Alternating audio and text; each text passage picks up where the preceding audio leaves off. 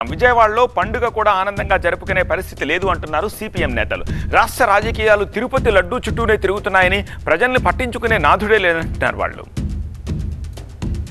దసరా పండగ పూట కూడా పస్తులు తప్పేటట్టుగా లేవు. రాష్ట్ర రాజకీయం అంతా లడ్డూ చుట్టూ తిరుగుతోంది. జనం మాత్రం మాకు కందిపప్పు రేట్ ఏంటి, నూనెలేంటి, లేకపోతే కూరగాయలేంటి, వాటి గురించి అడుగుతున్నారు.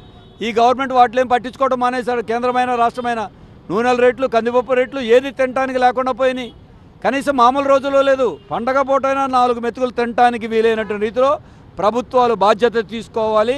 రెండోది, డిపోల ద్వారా నాణ్యమైనటువంటి బియ్యం కానీ సరుకులు కానీ వాళ్ళకి అందిస్తే కనీసం ప్రతి ఒక్కళ్ళు సుఖంగా సంతోషంగా పండగ వరకైనా జరుపుకోవడానికి అవకాశం ఉంది. కానీ ఆ తీరు మాత్రం ఈ గవర్నమెంట్లో కనపడట్లేదు.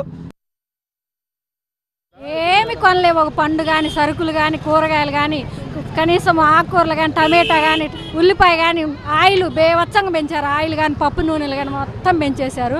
వరదల్లో తడిసి మేము 20 రోజుల నుంచి అల్లాడిపోతుంటే పనులు లేవు, ఏమీ లేవు, ఖాళీగా ఉన్నాం. దానికి తోడు ఈ డబ్బులు కూడా కొంతమందికి వేసారు, కొంతమందికి వేయలేదు. దసరా దీపావళి జరుపుకోవడానికి కూడా ఇబ్బందిగా ఉంది. ఈ రేట్లు కూడా పెరిగిపోయాయి. నిత్యావసర సరుకులు పెరిగిపోయాయి. పప్పు ఉప్పులు ప్రతి ఒక్క దేని మీద కూడా రేట్లు పెంచారు. ఇలాంటి టైంలో గవర్నమెంట్ కూడా కొంత తగ్గించి కొంత సబ్సిడీ మీద కానీ కొంచెం రేట్లు తగ్గించి ఇస్తే ప్రజలు కూడా ఓన్లీ విజయవాడ వాళ్ళ వరకైనా కొంచెం సాటిస్ఫాక్షన్ అవుతారని నా కోరికండి.